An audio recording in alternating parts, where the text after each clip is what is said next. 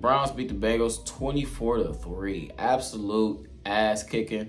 And it was blown weighted. I felt like it was funny that Jamar Chase made those comments after the game because they were in his head. And you can see it. Like I was so surprised. I expected Jamar to do him. But nah, they was in his head, man. They was in his head. Newsom ran to the crowd and was doing this. Like, yeah, we in his head. Like, he's done. And he was. And they did that early. That was like second quarter. They was in his head. And then him to make those post-game comments like that, you could just really see that he was. What's good with y'all, man? It's your boy Will back with another video. Now, today is the day, man. Week 1, game 1, Browns versus Bengals. I'm so ready and interested for this game. I'm actually going to be going to this game. So this is going to be just like kind of like a vlog / pre-game and post-game analysis. So right now I'm getting ready, I'm getting dressed. I went down there at like 9 in the morning to try to see what the ticket prices was. They was asking for like $350 for some 4 seats. And then I wasn't gonna go. End up coming home and was debating how much I want to spend. And I refreshed the little SeatGeek app, and it looked like they had a real good deal. Got some good seats under that 300 mark that I was looking for. So we about to go to this game, man. This is gonna be my second game at the Cleveland Browns Stadium. I'm probably gonna do 2 games this year. 3 is the max. So this probably be 1 or 2. Well, it's gonna be 1 of 2 videos that y'all gonna see like this in this format. The other game I'm probably gonna go to is that Houston, Texas versus Cleveland Browns games in Houston. For a lot of different reasons, I need to go to that one. So you guys make sure y'all hit that sub button. Let me know how y'all like these type of videos. Probably for the Monday Night Football game, I'll probably stream. I'm gonna try to stream, or I might stream week 3. I'm trying to get into streaming the whole game, see how that works and how that looks for you guys. I only got like 200 subs, so probably not a lot of people gonna be in here. Probably gonna have like 2 or 3 views. But man, let's get into this. I'm about to get finished getting dressed. I got my little fit on, you know what I'm saying? We ready to go. 4 is up, man. We rocking with Deshaun. I really hope by the end of this video, I'm not sad, depressed, and upset. Because if I pay some money, and we get like, I'm not even gonna speak that into existence. But like that video, man. I'm gonna take y'all to the next part. I'm probably gonna record like me at the game or something. The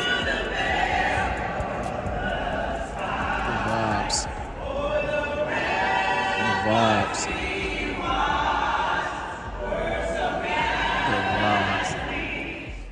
What's good with y'all, man? We're back. Now, I just got back home and been able to give you guys this analysis. I passed out. I was so gassed and tired from that game, man.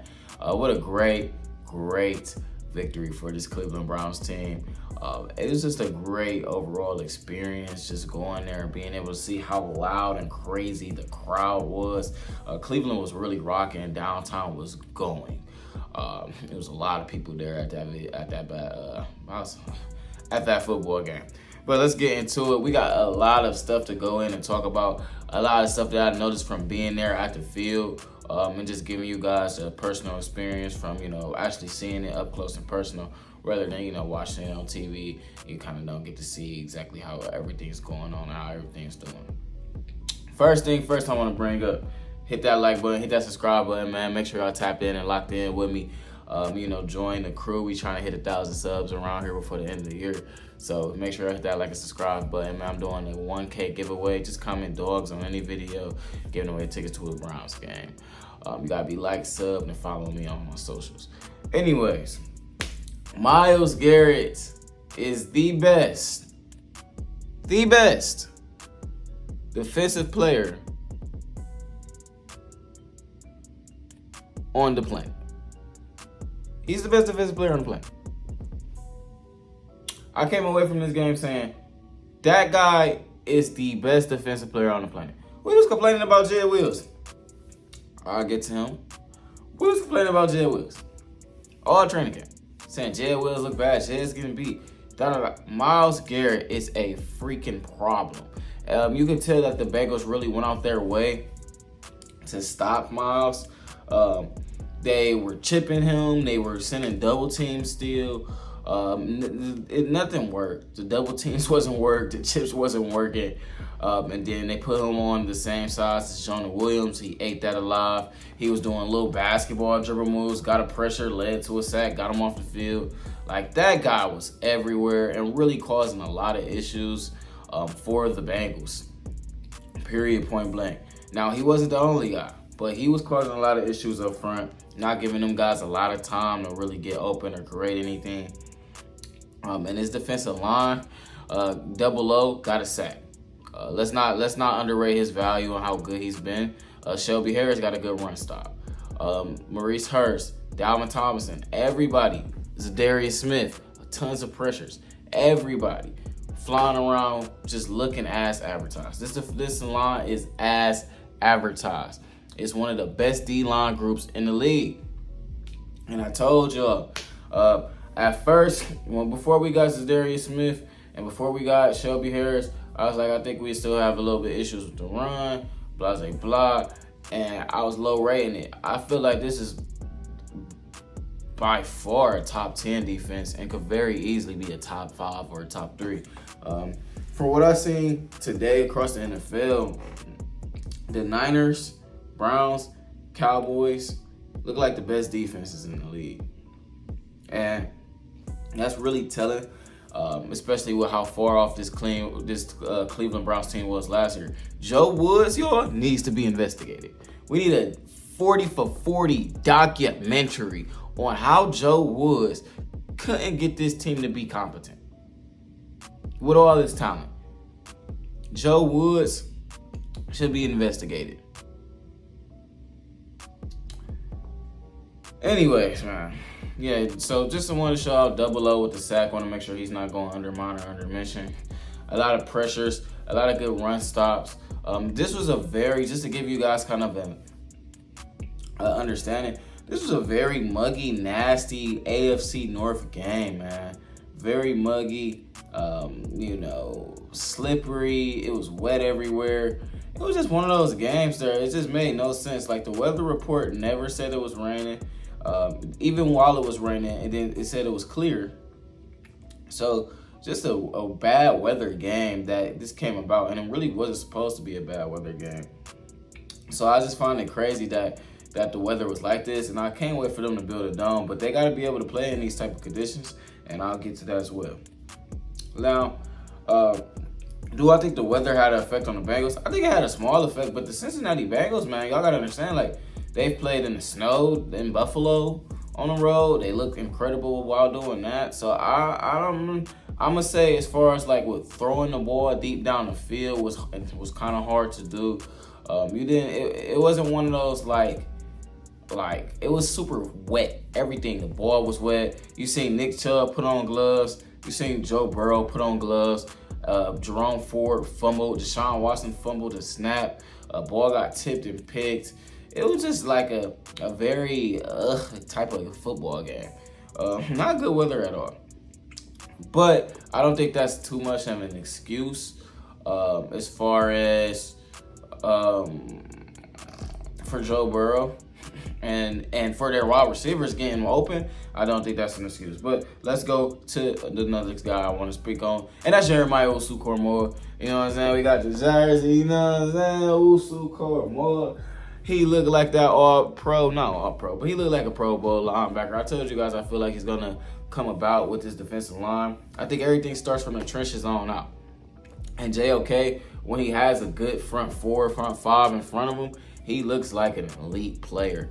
He was all in the backfield, all over the place. He's just like that guy, man. And I don't think the linebackers got enough credit of how people feel like they were just a subpar unit. And now they, boiled out and went and boiled out in the best way possible. They didn't give up too many big screen plays. A couple long little runs, but nothing too crazy. Just overall great defense. I didn't see this defense play a bad possession. They were doing what they were supposed to do, and they were going out and going at. Now, another guy I want to get to, and he looked like a top 3 player on this defense. And if he is a top 3 player on this defense, this is a top 3 defense, and that's Grant Delpit. Grant Delpit looked amazing. He was locking up T. Higgins. He was stopping a run. He was all over the damn place.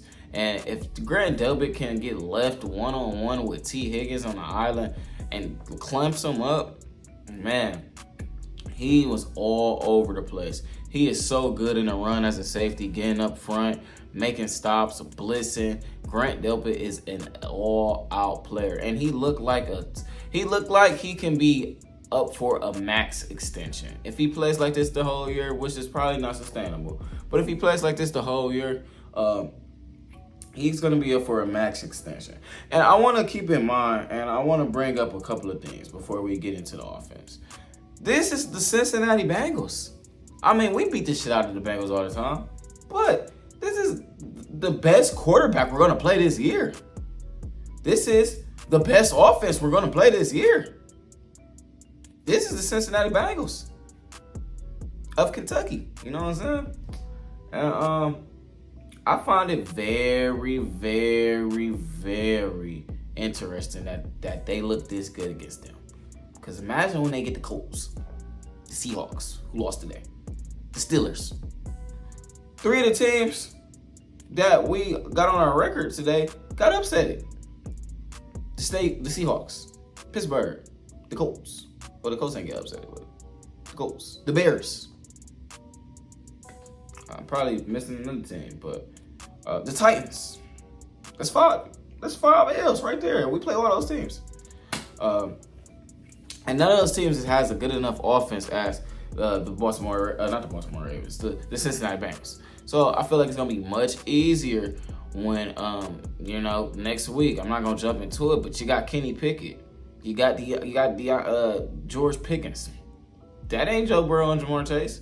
And look what they just did to Joe Burrow and Jamar Chase. My God. Let's get into that cornerbacks. Biggest thing I took away from this game was how intense that cornerback versus wide receiver clash was. Those guys don't like each other. You can see it. You can see it. In the game, as a fan, you can see it. Greg and Chase got in each other's faces. They went at it back and forth. They had to get separated. These guys don't like each other. Martin Emerson, Greg Newsome and Jamar Chase don't like each other. Denzel Ward and Jamar Chase don't like each other. And Martin Emerson especially. I could just tell by the way they were playing and touching and getting up in each other's faces. They were celebrating after every time they got clamped up. Yeah, them boys was in a seat belts. Click it a ticket, baby. Click it a ticket. They were getting locked up. Martin Emerson, and I'm going to say it, and you could clip this. Martin Emerson, I believe, is going to be a top, if he's not already, a top 10 corner in this league before the end of the year. That guy is elite. I've mentioned it the whole year long. I've talked about how Martin looks good and what if Ward don't look good, but Denzel Ward looked elite as well. We look like we had 3 top 15 corners out there. 3 of them on one team. 3 top 15 corners. 2 top edge rushers. This is a very dangerous football team. A very dangerous football team. Jamar Chase, T. Higgins, and Tyler Boyd, known to be the best, undisputed wide receiver trio in the NFL. The best wide receiver group they're going to play. Probably the best wide receivers that they're going to play the entire year. Held to 20 targets and 53 yards. T. Higgins had 8 targets, 0 catches. Can somebody help me find T. Higgins? He's been missing. I haven't seen T. Higgins since January. Where's T. Higgins at? Where's Tyler Boyd? Where are they? Locked up. Photo booth. They got them boys in a photo booth. Solitary confinement. Locked up. Jailed. T. Higgins should be in jail. Jail. Man, you know, like the amount of talking that they were doing to get completely outplayed like that is very telling to how talented this cornerback room is. Martin Emerson and Denzel Ward can legitimately have the potential to be 2 top 5 corners in this league. That is very dangerous. It was a point in time there, it's like, okay, Jamar Chase got so bad that Martin Emerson was locking him down so much, he'd rather go at Denzel Ward. That's how serious it was getting out there. That's how serious it was getting. He was like, no. He wanted to go at Denzel Ward. They literally couldn't throw at Martin Emerson. Literally. They literally couldn't throw his way. He had an incredible game. Incredible. Denzel Ward had an incredible game. He gave up that one defensive pass interference. That probably saved the touchdown, so it was good defensive pass interference. But Martin Emerson had an incredible game, man. His run defense was pretty solid. They didn't give up 100 yards on the ground. They look pretty good, man, you know. They look like a good regular run defense. But they were exceptional at coverage. And they were exceptional. They were great in getting after the quarterback. And that's what's key. Now, let's get to the offense. Special teams. Shout out to my boy D-Hop. 3 for 3. They all look good. Wasn't ugly punts. Special teams played great. Great coverage. No big runs. You know what I'm saying? Donovan Peoples-Jones did a good job catching the football. Looked like a pretty good punt returner. Jakeem Grant is probably not going to ever play it down for the Browns again. But Nick Chubb. Give Nick Chubb his flowers, man. He's just that dude. Give the offensive line and the run blocking his flowers. This game was dominated in the trenches, like I've already mentioned to you guys, but I didn't realize how big of a corner battle this was. But this game was also won with the rushing attack. Nick Chubb and Deshaun Watson had a day. Pretty sure they ran for like $150. They had a great game. Nick Chubb went out there, completely dominated. He had 21 receiving yards, played really good in the passing game. Deshaun Watson completely surprised a lot of people with his legs. And it shows you that we're able to win a certain way. This was like a defensive battle, and then boom, here comes the Browns rushing attack. They got one of the best mobile quarterbacks and one of the best they got the best running back in the league and one of the best mobile quarterbacks. That rushing attack is nasty. Now you don't want to see Jerome Ford fumble, but it was a real bad weather game. Nick Chubb still looks elite. And this just goes to show you how even when the offense is not clicking on all cylinders, we still got multiple ways to win. Because that wasn't a shootout. That was a struggle. That was a defensive struggle game. Now, we could win in the shootout. That's still to be proven. We haven't been in a shootout. And I honestly, besides San Francisco, maybe, I don't see a team that'll give us shootout potential coming up. You know, Baltimore, I don't really see that being a shootout. The Niners, I don't see the Colts or the Seahawks being a shootout. The Niners is probably the only team I can see giving us a shootout type of vibe. Oh, the Broncos lost today. We played the Broncos, I think, too. They lost. So that's 6. But this rushing attack is elite. I think we got so caught up in all these different passing games and that we forgot that we got Nick Chubb, a good O-line, and a mobile quarterback back there. That's still an underrated factor. I liked how the offense kept everybody on their toes. While I was watching, I didn't know what we were going to do. It could have been an RPO. It could have been a pass. It could have been a Deshaun Watson run. It could have been a screenplay, a dump off. You never knew with the Browns. It kept the defense on their toes. And this Bengals defense did play good. Now, to get to the passing game, Deshaun Watson. The rain had a real big effect on both quarterbacks. But I will say the second quarter, if you take the second quarter out of the game, he played good.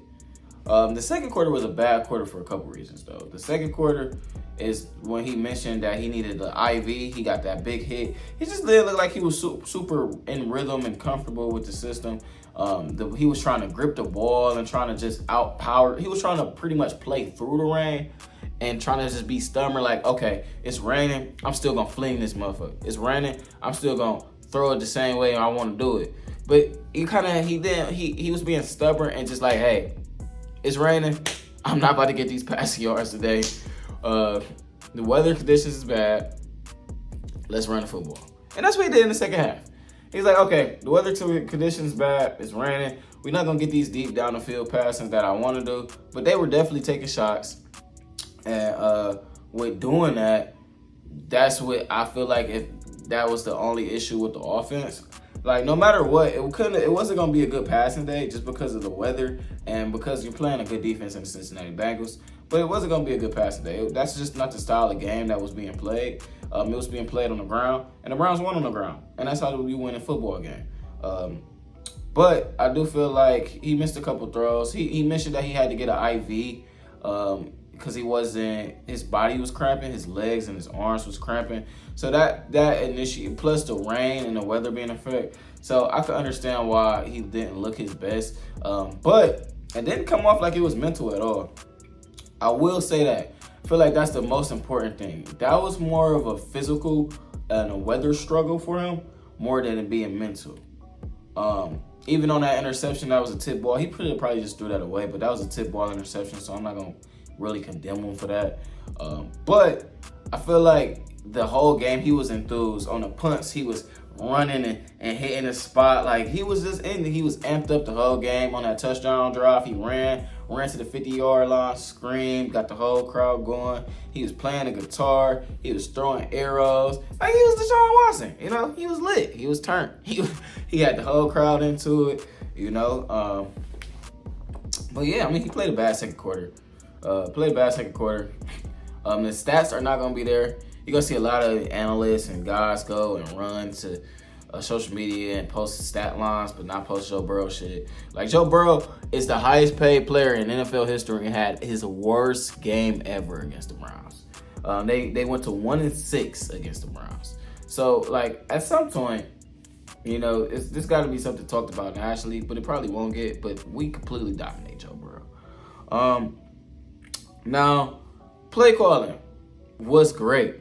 I feel like they did a good job. Deshaun had a good design run. And I think a lot of people has not thought about just simply the fact that we can just run RPOs all game long. Like, we got a good, like, he could run the football. Like, his ability to run the football is an actual threat.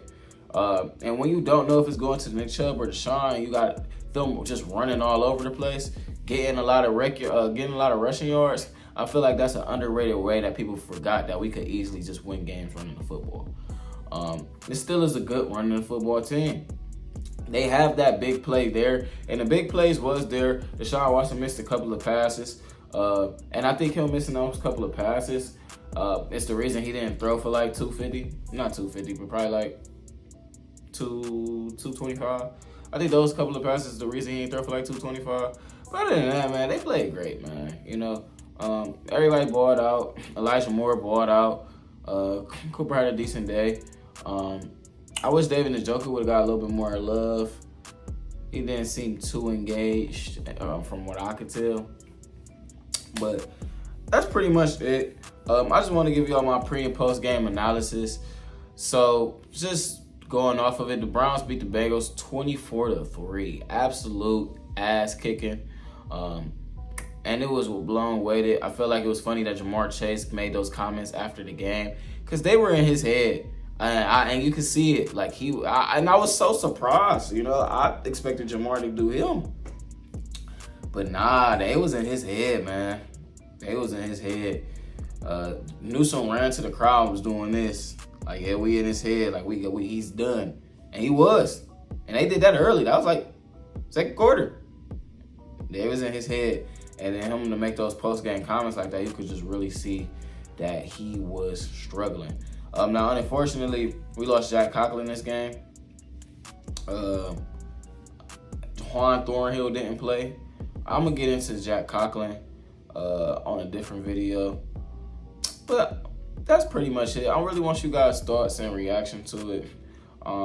This game, how y'all feel, how y'all felt. Y'all feel like it's more of an indictment on the Bengals beating themselves, or you think the Browns just overall dominated? I think we pulled them boys' pants down. You know what I'm saying? I think we completely dominated the Cincinnati Bengals, as we always does. So I just find it very, very, very interesting that this Cleveland Browns team is as advertised. This defense is as advertised. And if the defense is as advertised, and Deshaun Watson today looked better than Deshaun Watson in those 6 games, Deshaun Watson today looked better than Jacoby Brissett looked last year, this team is going to win a lot of football games. This is easily a 10-win team.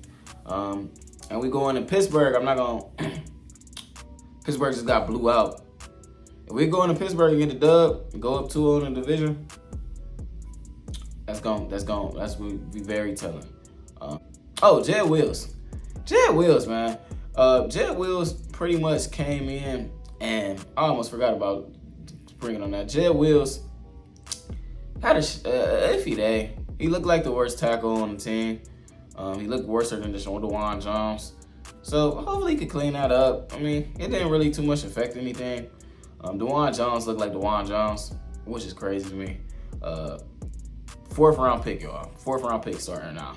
So we're going to get into that on another video. But I wanted to mention and bring that up.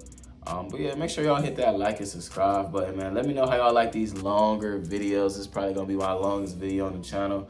I'm going to be dropping another video either tonight while you're seeing this, if you see this on Monday, or I'm going to be dropping it Tuesday at midnight, Tuesday morning on, this Jack Coughlin situation. So make sure y'all like and subscribe, man. It's your boy Will. I'm out.